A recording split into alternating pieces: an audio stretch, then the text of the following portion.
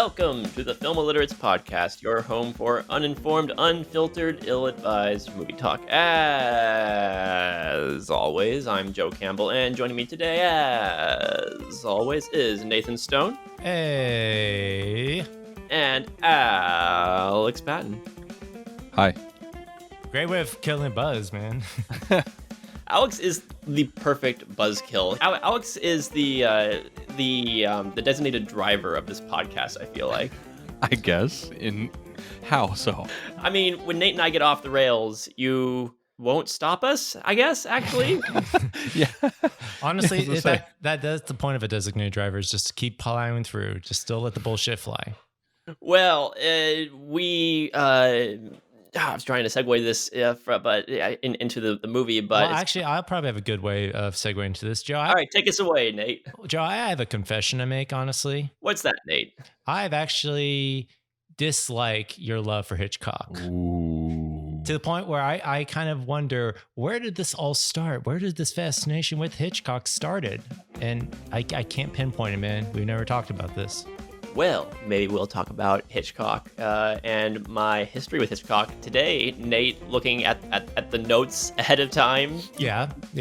Cheater. Hey, that's another confession. I cheated this time, So if you guys haven't guessed, today we are going to be talking about Alfred Hitchcock's 1953 drama thriller, I Confess, which it was my week to pick the movie. And so we're going to talk about this one and my history with it and all of our thoughts on this movie.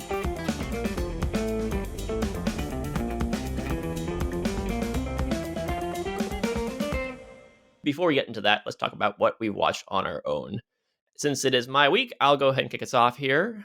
Among the many movies that I watched this past week, I got to the movie theater. Movie theaters are open in my area now, so it's actually open in our area too. So hey, haven't they always been open down in San Diego though? Not really. It's been on and off. It goes through its spurts. Okay, yeah. The our theaters here just opened up. I mean, as of the recording of this, they just opened up a little less than a month ago, I think. Mm-hmm. So, I mean, I saw Godzilla vs. Kong, which is great, but I'm not here to talk about Godzilla vs. Kong. I'm going to talk about the 2021 Evans Filiatopoulos movie, The Unholy. A hearing-impaired girl is visited by the Virgin Mary and can suddenly hear, speak, and heal the sick.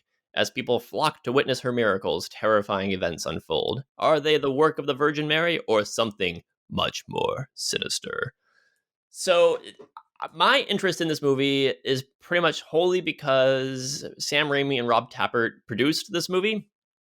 And as their producers work, the movies they produce can be hit and miss. But I'm always looking forward to whatever they got next. Don't Breathe was an excellent little thriller, so I'll see whatever they got in store. This movie was really interesting coming from the perspective of a practicing Catholic. This movie really delves into kind of Catholic culture. It's all about kind of manipulation of the fervor of the faithful, and the whole demonic supernatural spook house movies are kind of my jam too. And I liked it. And judging from the reactions of people online, I'm probably in the minority in liking this movie, which is just another in a long line of just kind of jump scare laden supernatural horror films that come out these days. But I don't know, I get a kick out of that kind of stuff. This one it's no better or worse than any other of those kind of spooky movies modern day movies will get out there. In the scope of modern day horror movies, I wouldn't say that I like this one anymore necessarily. I just kind of enjoyed it as another one. A lot of the Catholic elements it gets into. I know it's not necessarily like, oh, you don't watch this for deep theology or anything like that, but I did like how it represented different aspects of the church. You still got Cary Elwes is in this, and he plays a bishop who is willing to cover up scandals for the sake of the reputation and the image of the church, which again is a very, very prescient thing today.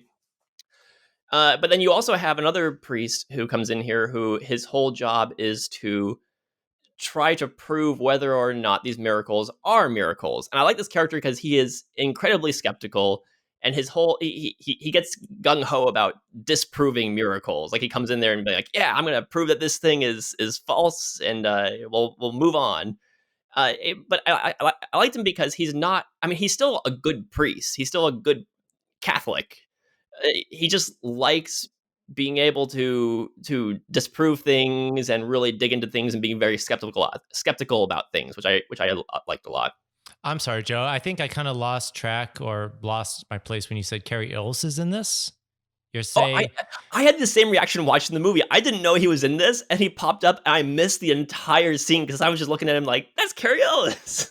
freaking Wesley's in the movie. Okay. Oh yeah, Jeffrey Dean Morgan plays the main character. William Sadler is in this. It's a great cast. Mhm. It's a pretty loaded cast. And then, of course, it has a lot of interesting things to say about people, the Catholics getting caught up in the fervor of, oh, this is the next big thing. We all really want to believe in this thing, and getting deceived by that. This kind of group mentality that I've seen a lot of in the Catholic community as well, in many different aspects in life. So I don't know. It's just kind of an interesting watch from that perspective. It's not a very deep watch. It's a fairly entertaining watch. You got a great cast in there. So a mild recommendation for The Unholy. That seems very appropriate as well with the movie that we just reviewed today. So, And yeah. that's true, actually. I hadn't thought about that. Mhm.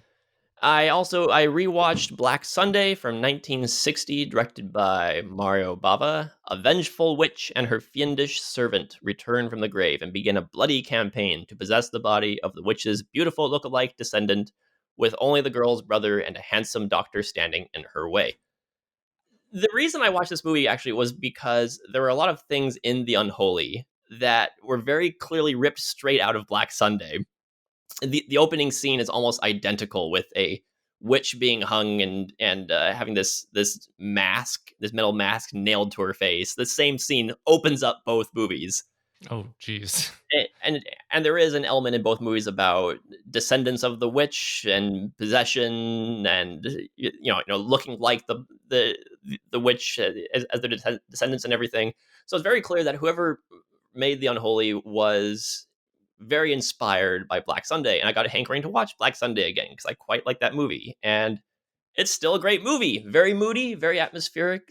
The way Mario Bava uses black and white cinematography is just very striking. The lighting in this movie is very interesting to look at. It's very eye catching, and it's all in service of this very kind of gothic folktale type story. So I'm very high recommendation for Black Sunday.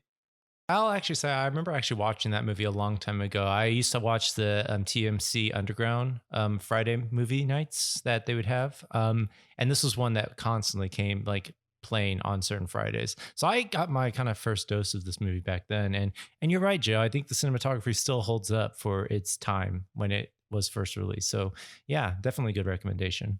Yeah, I need to watch more Mario Bava because I think this is the only movie of his that I've seen. So I need to dig into that Italian cinema. Yes, there's a lot of great stuff out there of Italian horror, like Suspiria. Oh, Suspiria. I need to see that. I need to see that one too. Mm-hmm. Good one too. Last one I'll talk about is War of the God Monsters from 1985, directed by Jong Yong Kim. So this one was a blind buy for me as a Blu-ray. I'll just give you the synopsis. I'm not even sure what Amazon's going to say here for the synopsis, but a young reporter is writing a story about the theories of a scientist who believes dinosaurs still exist. When monsters suddenly appear and cause destruction, the doctor and journalist must find a way to save the world. That's about right. So I knew nothing about this movie except for it was a lost 1980s kaiju movie from South Korea that I don't think has ever gotten a North American release, and it got a beautiful North American Blu-ray, courtesy of SRS Cinema, is the name of the company that put it out. And I just looked at it and I said, "Hey, lost kaiju movie, South Korea, 1980s. Heck yeah, I'll check that out." So I bought the Blu-ray, not knowing anything about it, and watched it. This is if anybody knows anything about Cruel Jaws, the Italian, I think it's Italian. I'm not. No, it's well, Cruel Jaws was a knockoff of Jaws that came out, I think, in the 80s or 90s. Yeah, I think it was the 90s, where they shot a movie with actors about a killer shark, but most of the shark footage is ripped from other movies, including some of the Jaws sequels. This movie, War of the God Monsters, is the cruel Jaws of kaiju movies. Really? So it just like rips everything from like Godzilla movies to the Showa, like kaiju, other Japanese movies that were coming out at the time. From what I understand, they took most of, if not all of, the monster footage from various other series. I think mostly Ultraman Hmm. series. So they're monsters that I wasn't familiar with, but watching the movie, you can tell exactly when the footage quality changes from stuff that they've shot to stuff that they pulled from other movies. It's a very Hmm. high difference in quality change. Hmm. But the plot that they shot for this movie is about a dad of this little girl, and he's trying to prove that dinosaurs are coming back because of global warming. They're coming out of the icebergs. it's okay. This movie is just it's awful. This movie is Well, such a poorly. It's I don't know. It's this low budget kind of crummy movie, just cut and paste together with other footage, and I loved every minute of it. I mean, I guess, Joe, that's what you get for doing a Blu-ray drive-by like you did. Just random grab. Oh no, yeah, I have no regrets here. Huh. This movie is very entertaining. This guy spends most of the movie. At one point, he falls into a dinosaur, like a giant monster's footprint, and he's Mhm. like smelling rocks. Mhm. It's, it's Wait, smelling rocks? He's smelling rocks? he's smelling rocks, and it's just oh man.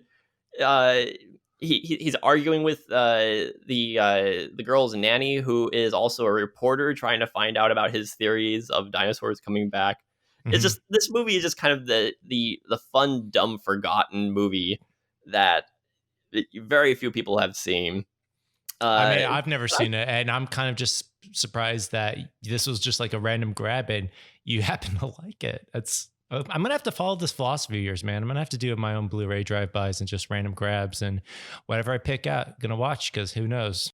oh yeah, it's great. Every once in a while, it pays off. I mean, not all the time. And again, this isn't a great movie, but it's my jam of bad movie. It's my kind of bad movie. I greatly enjoyed this movie, and I wouldn't necessarily recommend it. For a lot of people, but if you like kind of obscure, weirdo, forgotten movies, yeah, sure, I would recommend it. The Blu-ray looks beautiful. I was shocked at how good the footage is. They did a really great job remastering this movie. So kudos to SRS Cinema for digging this movie up. Nice. And that's what I've got. Who wants to go next? Nate, how about you go next? Yeah, I seem to have the fewest movies here on the list. So I'll go. I've been in a musical state of mind for the past few days. So I just recently watched Sound of Metal. Ooh, I want to see that one. That It's looks good. Yeah, so I'll give a quick synopsis. A heavy metal drummer's life is thrown into freefall when he begins to start losing his hearing. This is directed by Darius Marder, and it stars actors like Riz Ahmed, who is up for a Oscar for this movie, Olivia Cook, and Paul Rassi.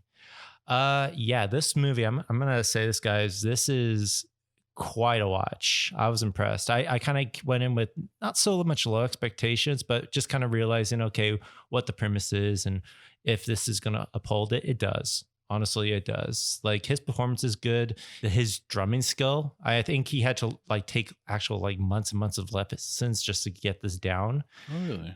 But what's even great is the sound design in this. The sound design plays a huge storytelling element. I mean, with the fact that him losing his hearing to the effect of like losing all hearing has on you as a viewer. And realizing what his struggle is and what he feels like he's lost, but what he's also gained in the process of this. So yeah, if anyone has not seen this movie, I think you can get it on Amazon Prime. It is free if you have a subscription with it. Otherwise, if it is at your local theater, I highly recommend either going to see it in the movie theaters, or what's even great is you can actually watch it at home with headphones. The sound design is built so that you can still get the same experience with headphones on. The surround sound of it is fantastic. Nice. I mean, it's like, Alex, if you want to just like watch this at home on your headphones, highly worth it too. The guys who made this really kind of knew who their audience was and really knew how to cater this or market this very well to that. but it's worth a watch. And then lastly, I got into opera again. Not weird at all. But I actually tried to figure out, okay, there's got to be some movies out there that where opera translates really well, where it's not just like, the Met recording in an actual theater and just getting that kind of experience. Because watching opera by itself on a stage, if you're not there, is boring. But I came across this 2008 adaptation of La Boheme, which is the Austrian German adaptation of the famous opera from Puccini about a group of playwrights struggling in Paris and one of them falling for a seamstress whose life is ended tragically just as they're beginning to fall in love. So this is probably Harold is like the most famous opera of all time. Everyone notices or recognizes the music from it, but this movie does a very good job of translating it to film. Like it's hard to figure out, okay, different language. How do you tell the stories with this? You could actually put this movie on mute and the visuals still tell the story. They could have gone very basic with it, but they decided to film it cinematically, but still keeping the essence of like a small production or that kind of theatrical production value to it. So I don't know. I kind of got a good watch of it. I just finished it today. But I guess for people who aren't into opera, this is one I'd recommend if you're curious to see the story or what it's about. Just know it is opera. So they're going to be belting right in front of their friends' faces, and that's just expected. It's going to look a little weird, which it does. You kind of forget, this is done for a theater. So the music is designed for sopranos and baritones to kind of like just be belting, and it just looks weird when they're like inches away from each other's faces and they're still doing that. So is the movie actually watching a stage opera filmed, or is it a cinematic dramatization of an opera? I would say the latter. It just, for some reason, the sets are still kind of have that theatrical vibe to it. Kind of like similar to that's why I was using Kenneth Branagh's Hamlet as a good example, just because those sets still have that theatrical essence to it, even though it's done for a cinematic scale. Interesting. Yeah. And what's really nice about it is that it's obviously a 4-act structure opera, which only like happens in just like one settings, but they still directed it where there's a lot of intercutting and a lot of filler that they can fill in those details with the story. So I recommend it. If you guys have never gotten exposed to opera, this is one to kind of help you get into that. Just know opera's not for everybody, but I enjoyed it. And that's it for me. Alrighty, so that means it's my turn. Well, so this past week I watched Primer. Yes. Did you have a good nap, Alex? No, it's kept me up. I tried watching Primer I don't know, years ago. Mm-hmm. And as soon as it started, I turned it off like I don't even think 5 minutes in. I was just like, I'm not doing this right now. Mm-hmm. So I sat down and watched it with some friends. Man, my brain is too smooth for this. I can't keep up. People have compared to like, if you can't get Inception, you can't get Primer. It's literally like that. Yeah, I mean, like I understand it. I understand Inception. I understood Primer at least to a certain degree, and when I say it like I just didn't get it entirely, I'm not saying that in a bad way. I thought it was a great movie. No, yeah, there's a lot of rewatchable value to this movie. Even if the plot kind of like flies over your head, it's one of those movies you could watch it over and over and over again, and more things start to make sense each time you do it. Exactly. It does require you to, if you're not going to go up and look up the tons of Reddit threads and like massive graphs that people have made and video essays on it and all, if you're not going to go and look up those to get an understanding of what you just watched, then yeah, repeated viewings is definitely the way to go. I wouldn't mind watching this again. Like even go ahead. This is definitely a movie that gets you thinking, and I think there's value into that, just like why people love it so much. It's like one of those movies where you get so involved in it, and it requires a lot of effort on you just to piece it all together. And honestly, I think that's the gem of the movie, is because this was done on a very low budget as well, right? Like there was no budget at all. Only $7,000. Only $7,000, and somehow they made this work for the scope and the scale that they're going for, and it's kudos to them for being that ingenious. Yeah, and I love that it's not dumbed down for the audience to be able to follow along. It just expects you to keep up with the dialogue and keep up with what's going on, even if you don't understand maybe some of the technical terms or what or this or that.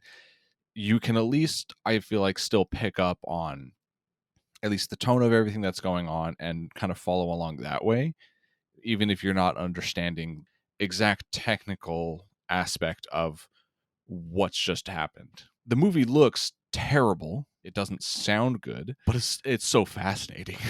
That's really why it's become such like a cult or underground classic, is just the plot and the fact that it just plays it smart. It doesn't want to hold your hand and lackadaisically walk you through the plot. It demands that you keep up, or you're just going to get lost. And even if you do get lost, for me at least, I of course didn't understand it entirely on the first viewing, but it left me with enough questions that I was like, I want to know more. I want to watch this again. I want to read about this.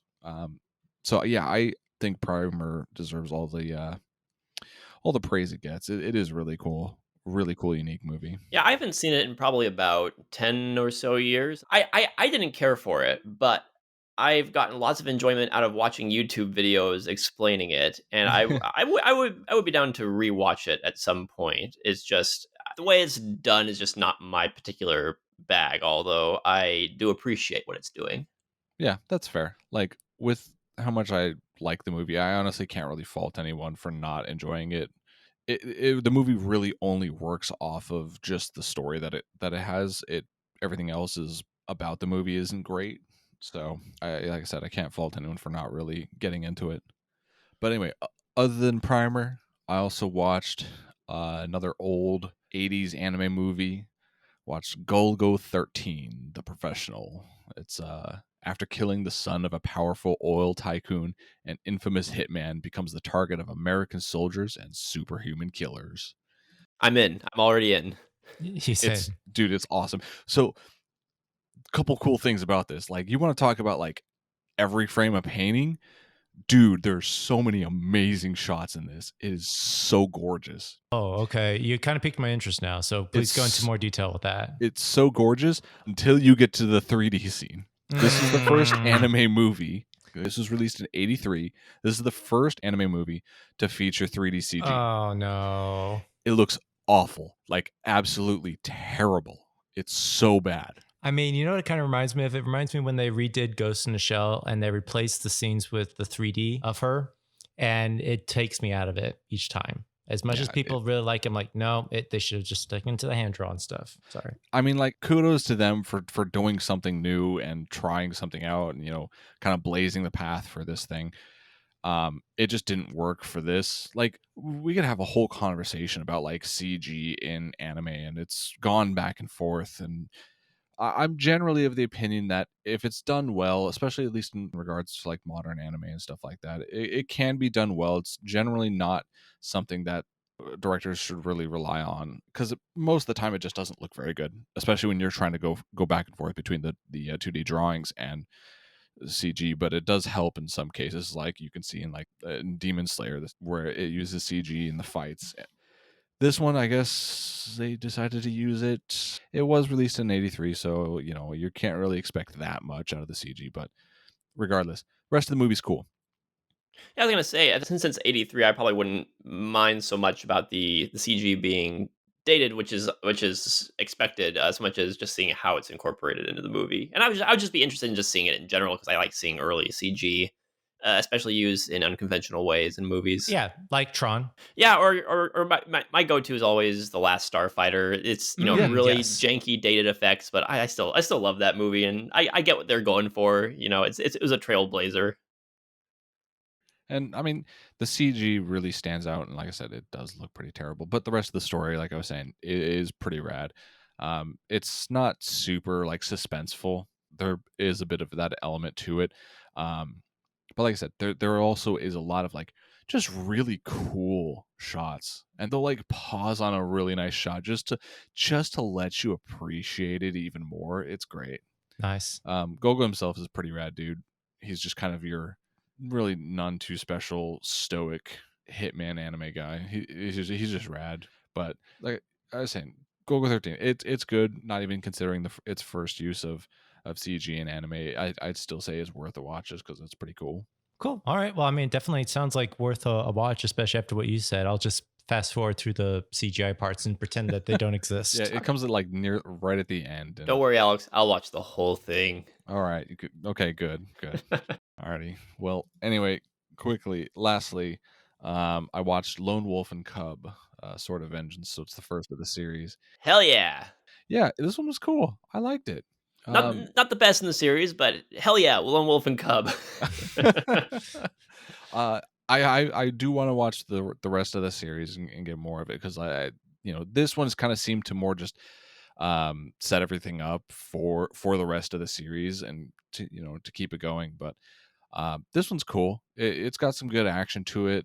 The parts where there aren't any action are pretty boring, so it's not like that cool. But regardless, I do think overall it does make up for it. Yeah, because this is Lone Wolf and Cub, dude. Come on. Regardless, if you watch the rest of the series, at least watch the first sequel, Baby Cart on the River Styx, because that is, in my opinion, one of the high water marks of the series. Right there is kind of peak Lone Wolf and Cub over stylization. Itogami is just fantastic. Okay, all right. I will at least make it to that one because, like I said, I did like this one. It was cool. The action was nice. The characters are pretty cool. Just the slower parts with just dialogue were a little less interesting. But I mean, of course, the action's going to be more interesting. Come on, it's a samurai movie, and there's more action in the sequel too. Mm-hmm. Ooh, so, all right then. There you go. I'm down. We've restored faith in him. Yeah. I mean, I never lost it. It's just, either way. Why do you hate this movie, Alex? God, I gave it a 3.5 stars on Letterboxd. More than I did. I only gave it 3 stars. Yeah, see? I gave it 5 stars just to top all of you guys. So of course you did. I would love to do the Lone Wolf and Cub movies for like a video series on Film Illiterates at some point. That would be fun to do. Well, go for it, man. Let's do it. We gotta do it. All right. Well, that's what I've watched this week. So, with that, we will move on to our confession with I Confess. Why were you being blackmailed? You don't care whom I hurt, just so long as I answer all your questions. I only want to clear a murder. Caught in the tangled web of murder, 3 people confess the secrets that torture their souls. But in the echoes and shadows of the ancient city of Quebec, Canada, walks a man who knows the whole terrifying truth, but can never tell all the strange things his ears have heard. For he is sworn to silence. Grim silence that points the finger of suspicion at him. Crushing silence that brings him the contempt of the people who loved and respected him. Deadly silence that leads him to the 13 steps of the gallows. I Confess is a 1953 movie directed by no-name director Alfred Hitchcock. A priest who comes under suspicion for murder cannot clear his name without breaking the seal of confession. Question, did he have to club the seal to break it? Yes, pretty much. And that's why it's that scene got axed because they realized they can't do it. This terrible dad pun brought to you courtesy of me. Applause. No. So I picked this movie this week because this was one that, like I mentioned before at the beginning, I grew up with. My family had a handful of VHSs. This was one of them. And so I watched it over and over again before I even really knew who Alfred Hitchcock was. And then when I did know who Alfred Hitchcock was, I got excited as a kid to see, hey, that's his cameo at the beginning, way up there at the top of the stairs. So Joe, before you got into Psycho, before you got into The Birds, North by Northwest, this was the one that paved the way? I suppose so. This was the one that I watched the most. And then, of course, I dug into other ones. I watched North by Northwest. I don't think I actually watched Psycho all the way through until college, although I'd seen scenes from it. But, I watched The Birds. I watched Rear Window, all the big name classics. But this was the one that my family had access to. I mean, all the other ones we had to check out of the library. This one we had in the house all the time. So it's the one that I watched the most. Me watching this movie over and over again had little to do with it being a Hitchcock movie because again, I watched this before I knew who Hitchcock was, and more just to do with, hey, this is kind of an interesting little premise of a priest under investigation for murder, and he knows who did it, but he can't tell because they were told him in confession, and he can't spill the beans about anything he's heard in confession. Priests are supposed to actively forget what they're told in the confessional. Once that person leaves, supposed to never acknowledge it. So I was interested in the hook was interesting to me as a Catholic kid, especially around the time that I made my first confession. I thought, oh, this is I know more about that now. Is that something that you can resonate with? Like, is that what your first confession was? Oh yeah, my first confession was that I murdered a guy. Okay. Now this is starting to piece together, makes sense. Okay. Yeah, so I mean, just the idea of the movie hooked me, and then as I grew older, I got more interested in Hitchcock and more interested in that. But I mean, stylistically, I'll get into this more later. There wasn't really anything to really hook me in there. It was just the premise. Montgomery Cliff actually hooked me in too, because one of an early DVD we had was Red River, and so for the longest time, I didn't make the connection that he's the same guy in Red River and in I Confess. And when I did it, it blew my mind as a kid. I was like, I mean, I guess when he takes off the cowboy hat, he is a different person. So I exactly, totally get you he becomes on a that. priest. Mm-hmm. Yeah. The Warner Archive released this movie, and I was buying a bunch of movies from them for their 4 for $44 sale. And I decided to throw this one into the batch because it was a Hitchcock movie that I personally didn't own, and I wanted to rewatch it, not having seen it since I was a kid. I thought it'd be interesting to talk about it on the podcast. So here we are. Nate, had you seen this movie before? No, I had not. I did know that this was part of Hitchcock's filmography, of his like movies that were kind of in between that period of when he was going from doing the thriller suspense of the 40s into that later, before Vertigo and Rear Window. So it was that interesting period. And I had not seen this. So this was my first time watching it. Alex, how about you? And what's your history with Hitchcock, Alex? Have you seen a lot of his movies? So I hadn't seen this before, and I haven't seen really much at all of Hitchcock. I've seen Psycho. Actually, what's funny is the first time I saw Psycho, I watched the remake with Vince Vaughn. Oh my gosh. Without realizing it was the remake. Poor soul. You poor soul. That's no way to be introduced to Hitchcock or Psycho. Well, I watched it when I was younger, so I didn't really know. Baby Alex watching the Vince Vaughn Psycho. I just saw the setting of like the hotel, and I was like, "Oh, this is Psycho." We just watched it on TV, like me and my family. But yeah, it wasn't until like later on that I realized, oh, that's the remake. So I have seen the original Psycho. The original Psycho's great. Yes. I've also seen Rope. Rope's a really good movie. All takes place in like one room. Isn't it all like one shot as well, if I remember correctly? That is correct. Yeah. So those are the two movies of Hitchcock that I have seen. So I'm not too familiar with his work. Yeah, but to kind of add on to that, Joe, this was an interesting watch when I saw it, because not saying I was comparing it to his later work or even just his much more renowned trademark style movies like, Vertigo, Psycho, The Birds, Strangers on a Train. But I was seeing his elements of storytelling in that. And I guess that's why I asked the question if you kind of like were noticing any directing styles that you like of the man that kind of fall through. Yeah, so I actually I forgot. Another Hitchcock movie that I watched fairly regularly as a kid was Strangers on a Train. So that one, even today, Strangers on a Train is probably one of my favorite Hitchcock movies. Anyway, so just initial impressions on this watch was I liked it. I didn't like it as much as I thought I would. I still really enjoyed it quite a bit. I think it's a very solid movie. When I was a kid, I was really interested in, of course, the murder plot, the intrigue. Oh no, is he going to get arrested for this murder he didn't commit? Is this guy that did commit the murder who's getting scared? Is he going to do anything about it? Is the priest going to spill the beans? What's going on? What's going to happen? I was interested in that.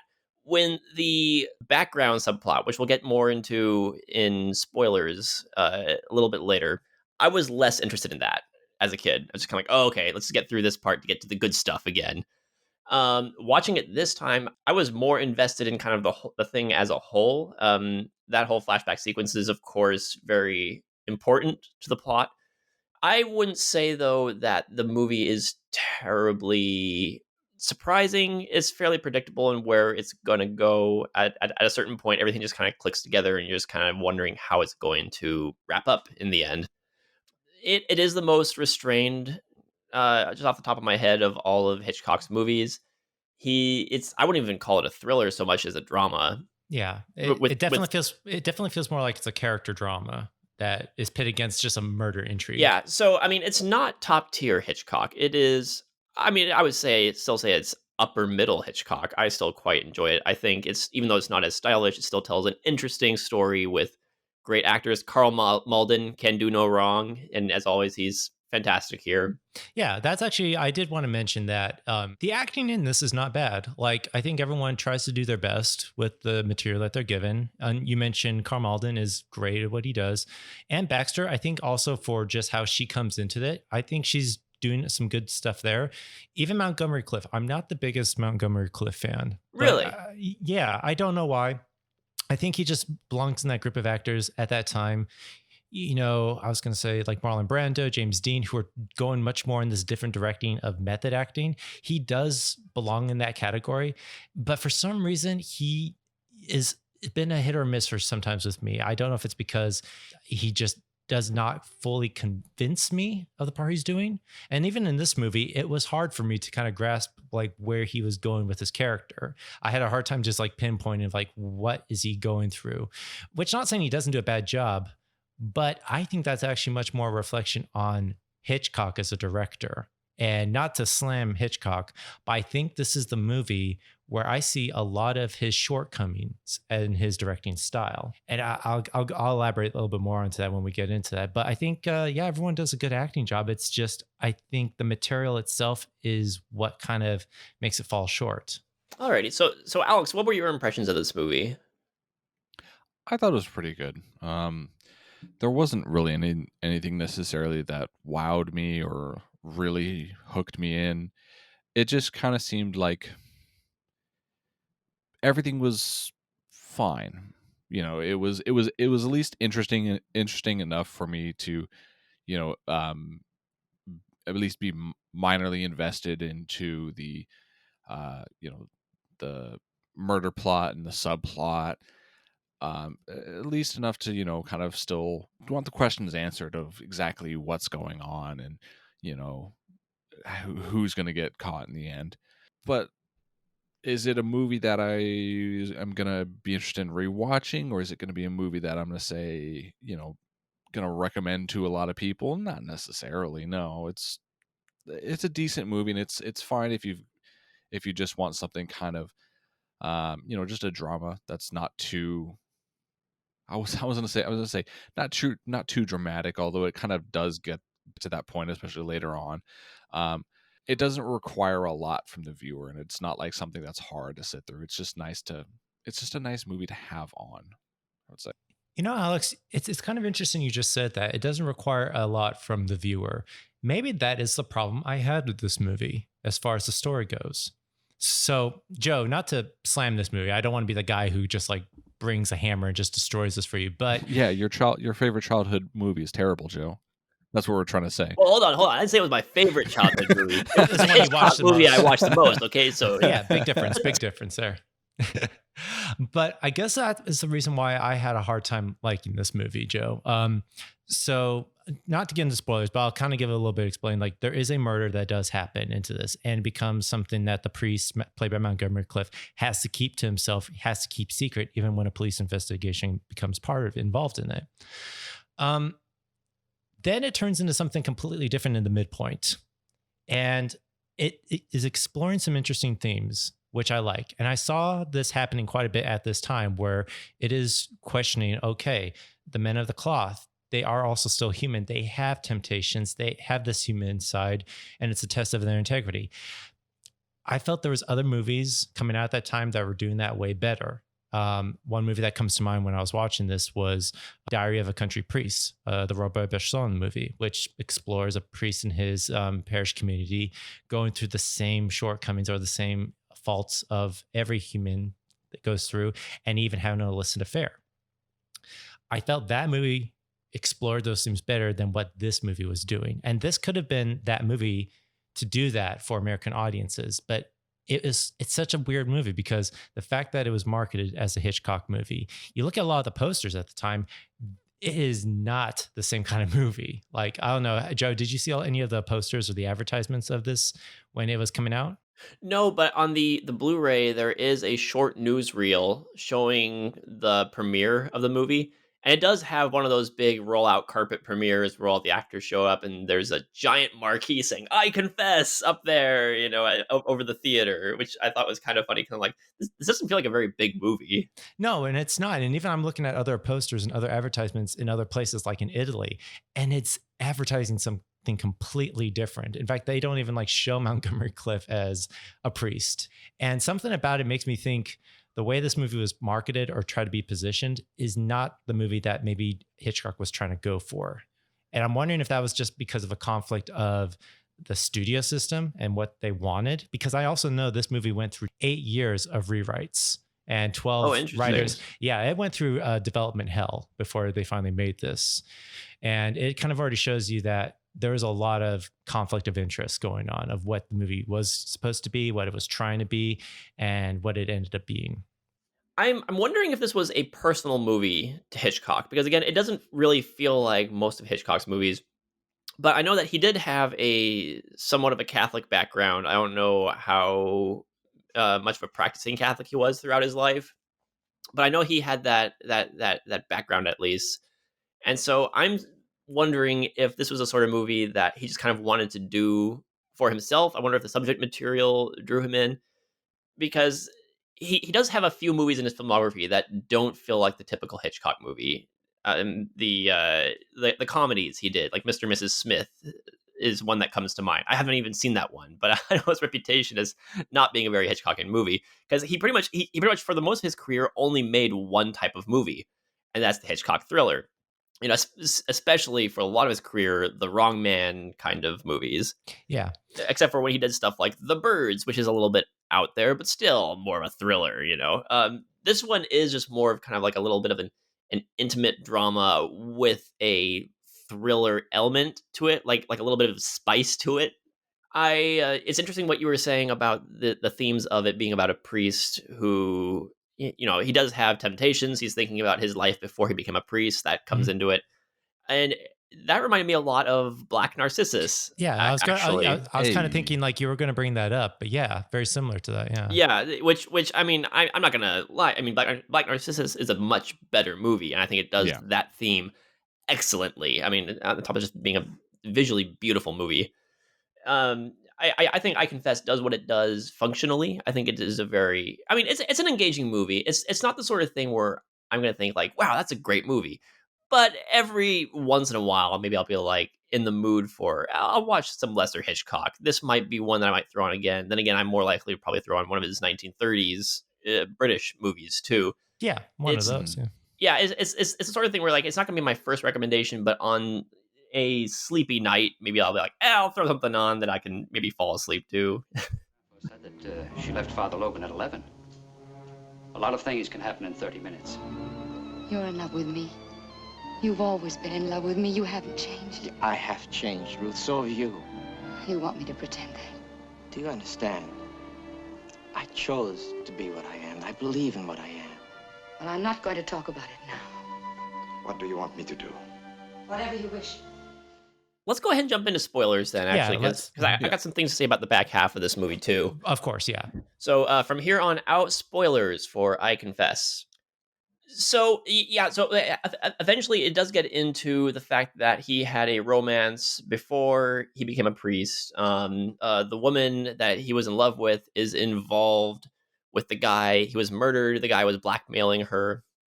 And the priest, the main character, Montgomery Cliff, is one of the number one suspects in the murder case because of the fact that he has a history with the woman who is involved with the blackmailing thing with this other guy. So it's looking more and more likely that the priest is the one who committed the murder. To kind of also clarify, in the beginning, the actual guy who does murder the victim was dressed like a priest upon leaving. So that's why a lot of people assumed it was a priest. Right. And as more details come out, it becomes more and more likely that Father Logan, our hero, is likely the killer, even though we, the audience, know he isn't the killer.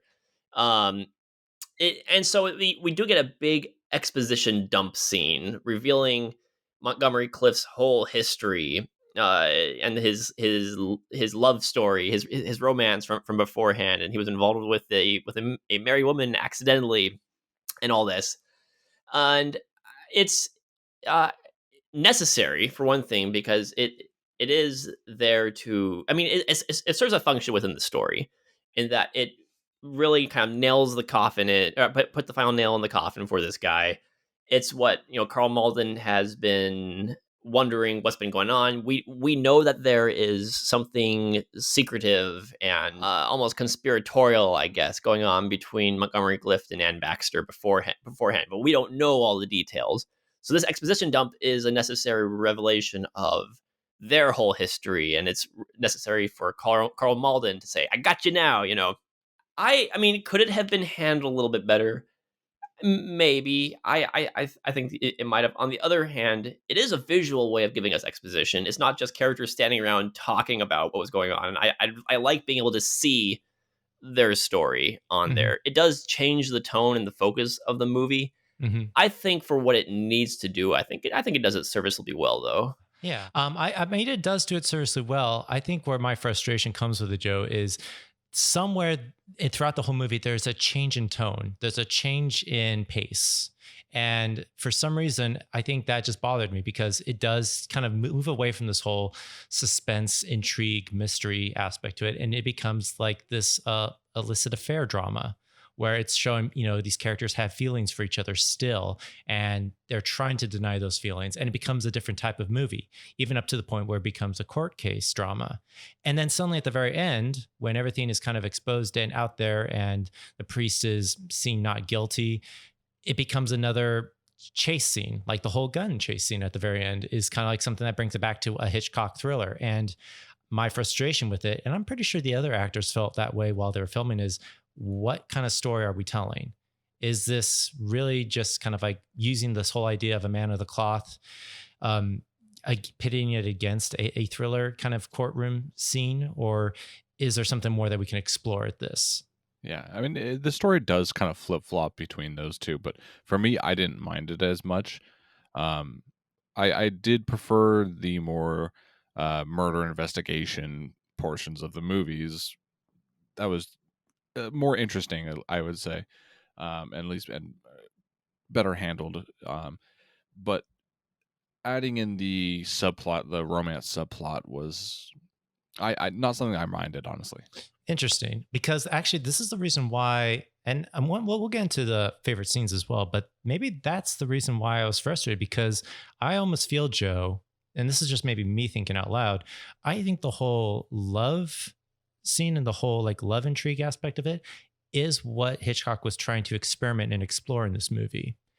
And maybe he just kept being pulled back to just tell it as a thriller, and the studios just wanted him to pitch it as like a Hitchcockian thriller. But I think that romance aspect to it is something he did want to, test the waters of. Because I kind of felt like, in my opinion, that's where the best stuff was. Well, Hitchcock's no stranger to romance. In fact, almost all of his movies have some sort of romance in them. The first example that comes to mind is Rear Window, which is very heavily focused on the romance between Jimmy Stewart and Grace Kelly. Which, if memory serves, actually gets a little bit. Not super steamy, but it's got some of that glowy filter on the camera there. Oh yeah, but what I was saying more like the actual like romance between a woman who is actually still in love with a man who is now a priest. I think something about that is what Hitchcock wanted to explore a little bit more in this movie. Maybe he just wasn't given enough time to. Maybe the studio system tried to censor it too much, because that was one thing that bothered me too. Is the censorship involved in this? When it goes into the flashback scene, they spend a night in a gazebo. We all know what that means. I didn't take that way, though. I don't think anything actually happened there. I don't necessarily think. I think it might be ringing a little bit into that, Nate. Maybe I am. I was reading a little bit too much into this movie. You want a little Montgomery Clift action there, Nate? Oh, I mean, come on. He just came off of A Place in the Sun. I was kind of expecting that. Oh, that's pretty sure. Like Montgomery Clift, just because of A Place in the Sun. Now I get it. Yeah, I mean, honestly, like I think that's what everybody, when they saw the posters, they thought that's what this movie was going to be, and then it turns out it's not. And honestly, a lot of people on this movie's reception when it first was released, everyone didn't like it. Critics didn't like it. Audiences didn't like it. And it's kind of a shame because I think there's something here that Hitchcock is trying to explore and maybe take it into a different direction. I just wonder if the studio had too much of its hand involved, or he just was still not satisfied with whatever he was given as far as the script goes. So I'm pulling up his filmography because I was curious about where in his career he was exactly. Because I know in the 50s it really took off into, I think, what a lot of people think of when they think of Hitchcock as his 50s output. And this came out right after Strangers on a Train was his previous movie. And before that, it was Stage Fright, Under Capricorn, Rope. So a lot of stuff that, I mean, is good Hitchcock, but I don't think a lot of people talk about these days. Right after I Confess, he did Dial M for Murder, Rear Window, To Catch a Thief, like the big ones. Yep. that a lot of people talk about. You kind of like watch that and he just suddenly just like makes hit after hit after hit. So this movie was kind of the turning point. Like right after this movie is when he switched on to the big Hitchcock stuff. yeah, no, and you can definitely see, and it's kind of interesting. This movie falls under the shadow of those hits because I think it's something worth watching and worth talking about and seeing this side of him. I mean, Rope was in color. I'm sure some of his other movies were in color before this, but it's even like a switch from I Confess was black and white to Dial M for Murder, color, Rear Window, color, To Catch a Thief, color. It's just kind of interesting how it's like that's literally like a wall right there between the two sections of his career. Yeah. Yeah, I mean, stylistically, I was just kind of interested how stylistically this doesn't really feel like a Hitchcock movie. I mean, obviously the beginning does with the shadows, and you see the aftermath of the actual murder and the murderer throwing off the frock, and at the end, of course, it does because it becomes a chase scene where they're trying to chase after the guy. You know, the murderer exposes himself in a really stupid way, which I didn't mind. It serves the purpose of the story. They established that this guy is kind of a loose, I don't want to say a loose cannon, but he was very on edge the whole movie. Otto Keller is the character played by O.E. Hassey. I feel like I recognize that guy, but I don't know what else I've seen him in. So the end turns into this whole chase scene where the guy freaks out and the police are trying to go after him. And I was kind of surprised at how long the ending went on, because most Hitchcock movies, they'll have kind of the final confrontation and then they just end. I mean, I'm thinking of North by Northwest. After they that final chase scene, the movie's just done right there. Or the 39 Steps. That's another good example. Right, exactly. Hitchcock wastes no time in ending his movies, and it felt like the natural end point for this movie was when the murderer killed his wife because his wife was going to turn him in, and to prove that the priest was innocent. And he shoots her in the middle of a crowd. And I thought for sure that he was going to get shot. I mean, I didn't remember the specifics of the end of this movie because it's been a while since I've seen it. So I thought for sure that he was going to get shot or she was going to confess about who it was. Like, it was my husband that did it. But no, we get like an extended chase sequence after that. And then a confrontation between Montgomery Cliff and this guy. And I like that they had a moment together at the end, but I did feel like it went a little bit longer than it needed to. Maybe they just wanted to have a chase scene because the movie is not action focused. And like I said, I think that's where I feel the frustration with this, because I honestly agree with you, Joe. I think it should have ended right there when he shoots the wife, like either a cop, guns him down right there. And it just ends with her asking the priest, please forgive me and forgive my husband. I think that would have been the perfect ending. I know it wouldn't be very satisfying for a lot of fans because they wanted that chase sequence. They probably wanted to see how's this going to end? He has a gun, he's cornered, blah, blah, blah.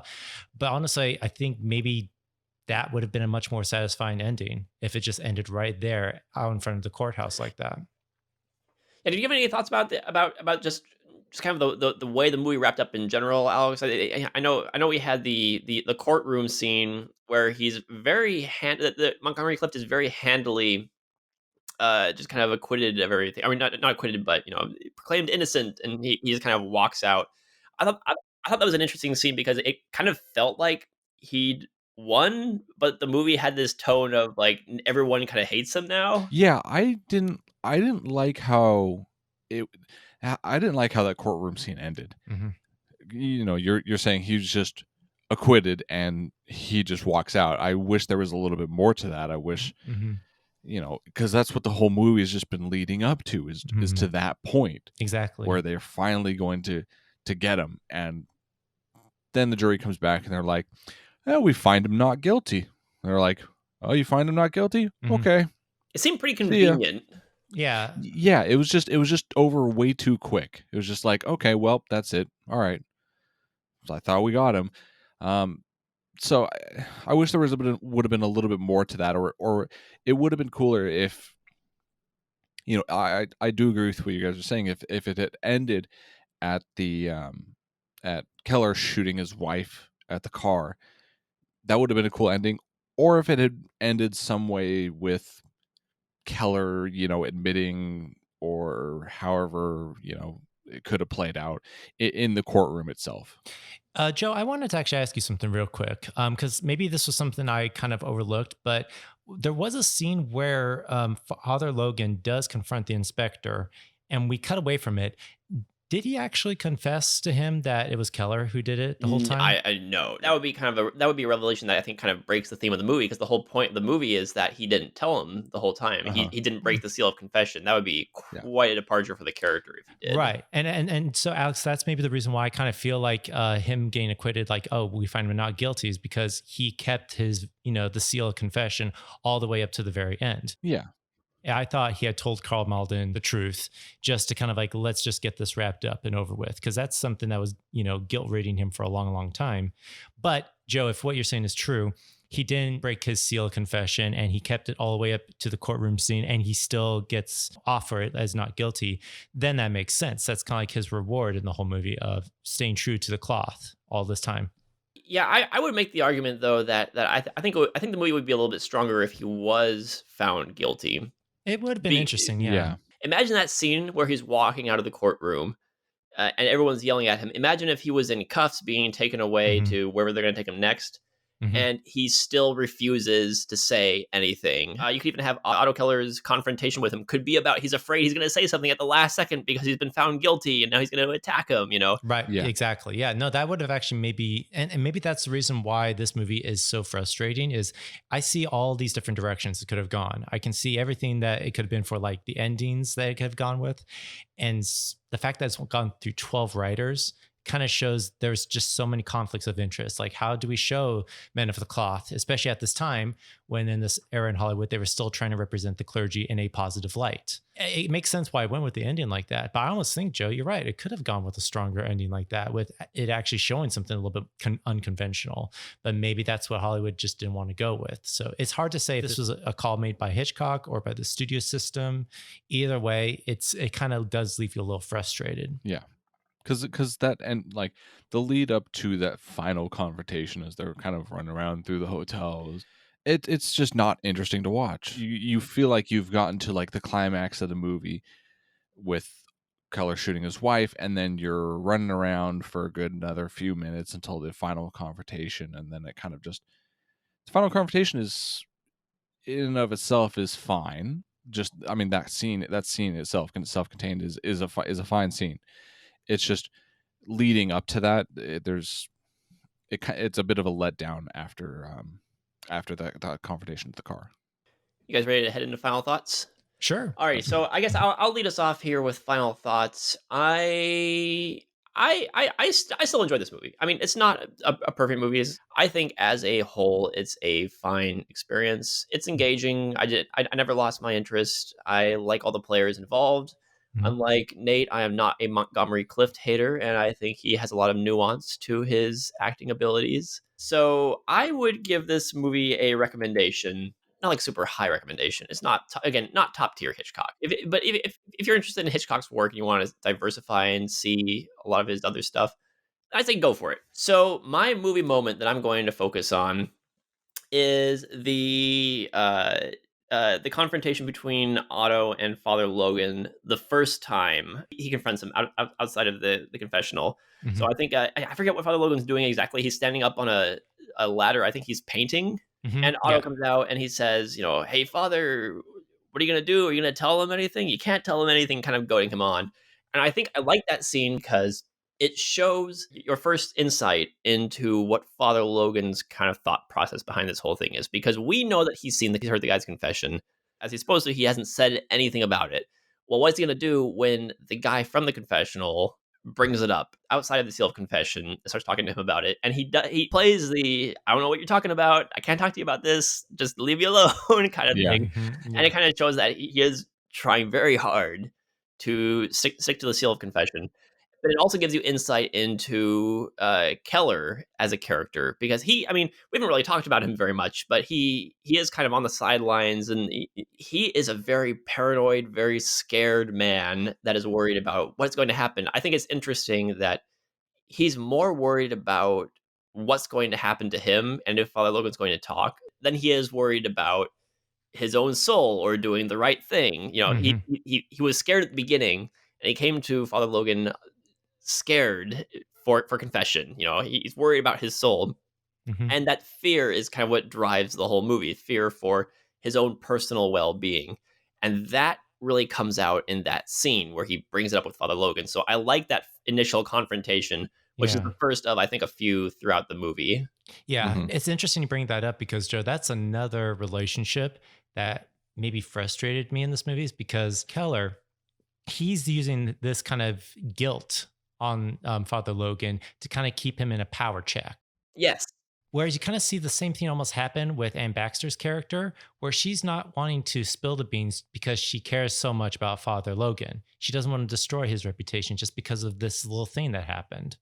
And it's an interesting parallel where you see one person is using the whole pressure of the seal of confession to win over the priest, whereas you see another one doesn't want to confess what she had done because she's scared about ruining his reputation. And it's an interesting parallel that happens. And I wish they could have balanced that a little bit better because it would have been a great symmetry happening there.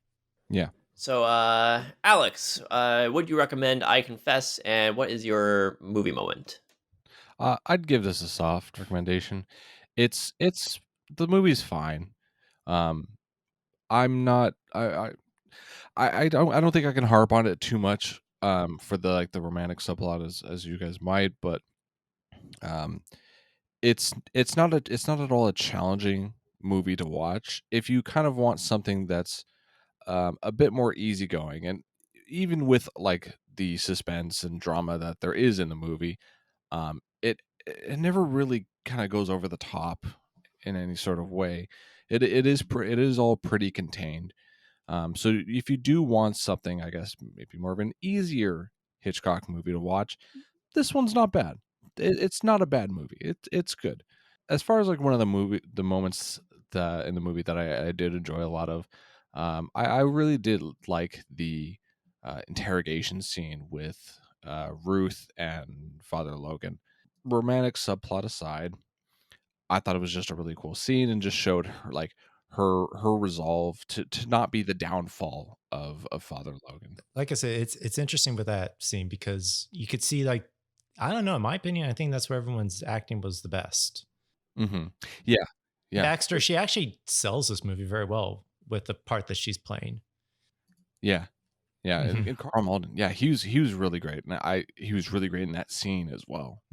Nice, Nate. I think I have a feeling what you're going to say, but would you recommend I Confess? Yeah, I would actually. Oh, really? Yeah, no, you guys are right. You don't have to humor us, Nate. I'm actually going to side with Alex with this, that this is a soft watch. And honestly, if anybody is a film goer and really likes Hitchcock movies, I think this is one just to take a look at. Because I see there's a lot of stuff he is experimenting with. He's trying to test the waters in. He's trying to at least maybe do something that is not his conventional style. And the stuff where that does shine does work. I think what I'm just really frustrated with this movie is that it couldn't pick what it wanted to be.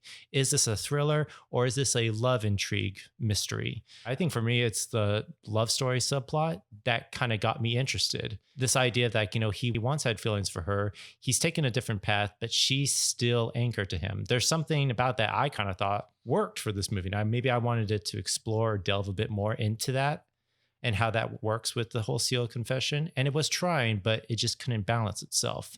And maybe that's where my frustration with the movie is that I wanted it to pick one or the other. And it's trying to be two things at once. And I think if it just had been focused what it was trying to be, this movie would work for me. As overall, it kind of leaves me feeling like the actors were very restrained, or the story feels restrained, or can't decide what it wants to be. And maybe that's where it has a shortcoming with me. But I still think people should give this a gander and just at least watch it, because it is a different type of Hitchcock movie, and you do see his trademark styles in it. And I think the scene I'm going to pick is actually not necessarily the interrogation scene, but it's part of the interrogation scene where it goes into the flashback. There's a shot where he's about to go off to war, and they're seeing them off at the last gala dance. Mhm. And there's an interesting push in on the back of her head as she's watching him go off, and then her turning around. And I don't know, there's something about that little subtlety that I kind of felt was a nice little touch by just all the actors, and even just Hitchcock's attention to detail, what he was trying to reveal about that scene. And it's that kind of stuff I liked throughout the whole movie, and I wished he could have just owned that a bit more.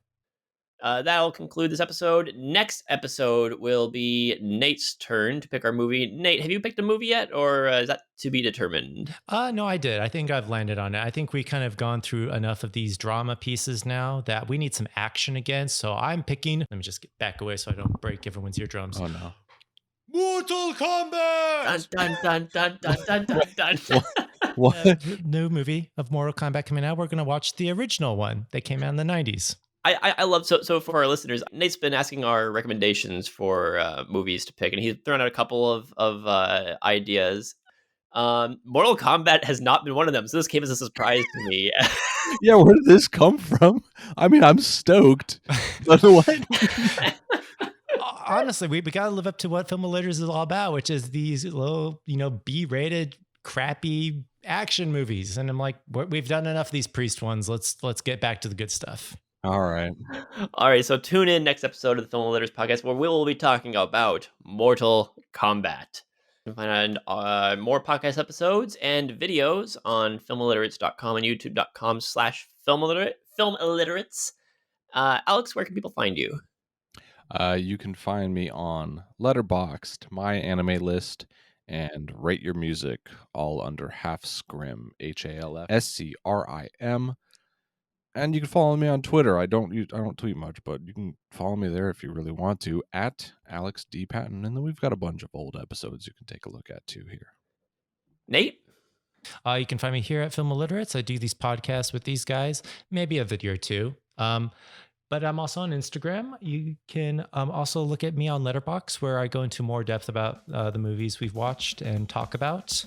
But yeah, those are the spots you can find me. And you can find me on twitter.com/filmilliterates and my movie watching habits on letterboxd.com under the username film_illiterate. Keep watching movies and keep it easy.